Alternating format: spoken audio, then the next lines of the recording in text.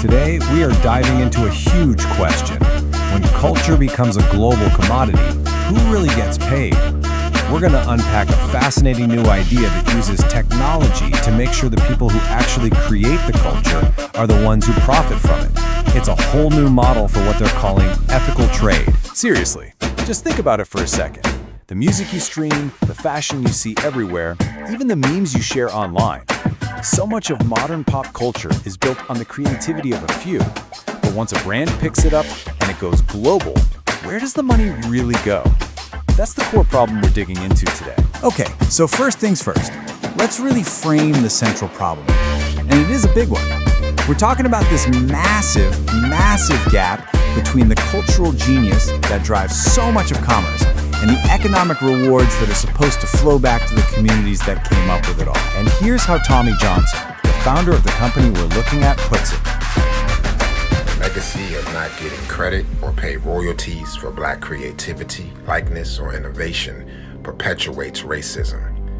Made with Black culture exists to protect your creative works through a blockchain authentication process.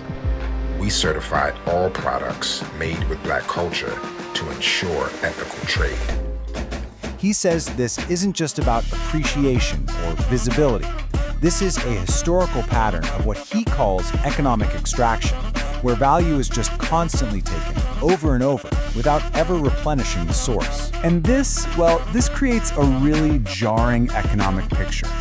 On the one hand, you hear these huge numbers, right? A consumer group with $1.2 trillion in spending power. But the reality on the other side is pretty sobering. Economic studies are projecting that the wealth gap is getting so wide, the median wealth for Black Americans could literally fall to zero by 2053. It's a real paradox. To really get your head around the scale of this, Johnson points to a figure that the New York Times reported on. The estimated historical value, globally, is an absolutely staggering $570 trillion. And it's through that consideration that we now can start looking at ways to basically reroute the dollar. There's $20 trillion in the economy floating every single day. So much of how I look at things is how can we reroute a portion of that to be able to support and fund not only the underserved, but the people who are doing things the honorable way with integrity, and how can they have a bit more equity in that 20 trillion that's floating around in the economy every single day. We're not talking about a small imbalance. We're talking about a massive, centuries-long economic engine. So the point here isn't asking for favors or for corporations to be nice. The argument is that this should be treated just like any other business deal. It's a matter of fair, equitable trade for incredibly valuable intellectual property. Period. So, where on earth did the idea for a new model come from? Well, this origin story doesn't start in a tech incubator or a boardroom. It actually starts from a deeply personal moment of conviction. It all really kicked off back in 2016. For founder Tommy Johnson, the killing of Philando Castile was a catalyst. It gave him what he calls a moment of clarity, this powerful realization that the struggle for equality had to become an economic one. So he started a nonprofit, and while he was doing that community work, he stumbled upon a completely unexpected source of inspiration. He started digging into the Orthodox Union's kosher certification model, and it was brilliant. Here was this system, already working perfectly. Brands pay a licensing fee to get a trust mark on their products.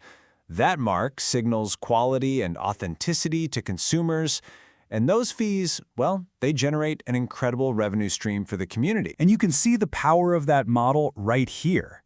Johnson was blown away by how that estimated $12 billion in annual revenue gets funneled right back into the community, funding cultural centers, schools, heritage trips, even advocacy. It creates this amazing self-sustaining ecosystem. And this was the big leap. The kosher model works for tangible things, food with specific ingredients.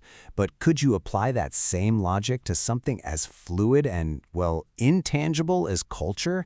How do you put a verifiable official seal on creativity itself? The answer, Johnson believed, was hidden in modern technology.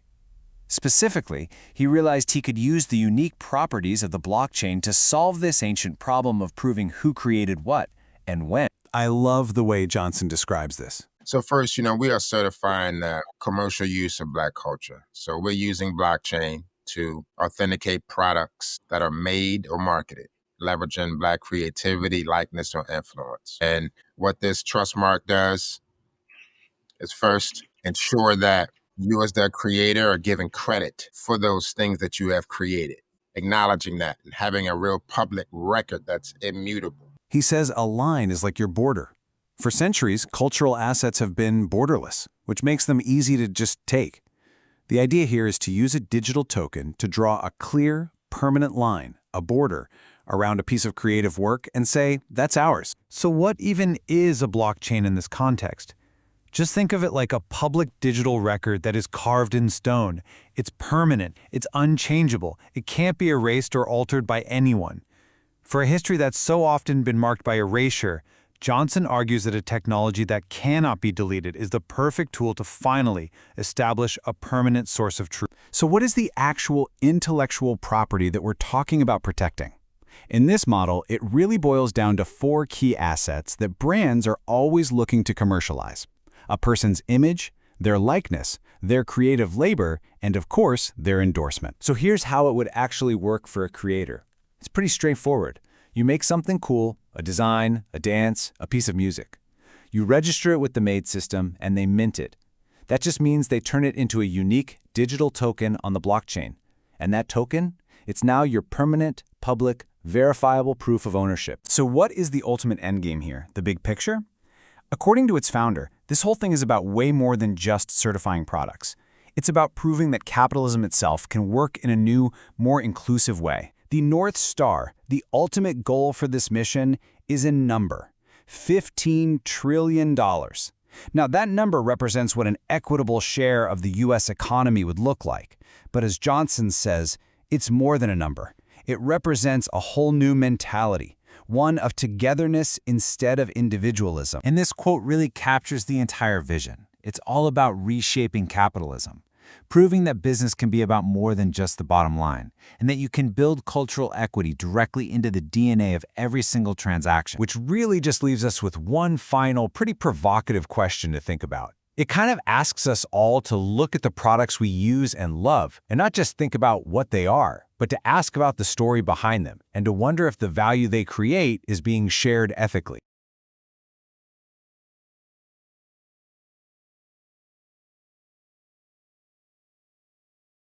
Behind Cleveland and Beyond are BC Media Productions. Our stories and episodes are made possible by the generous support of BC Media friends, supporters, sponsors, and community members like you. If you were moved or inspired by today's conversation or what you've seen or heard, we invite you to become a vital part of our growing community. Please subscribe or follow us at behindcleveland.com or on one of the many platforms where you find your favorite content.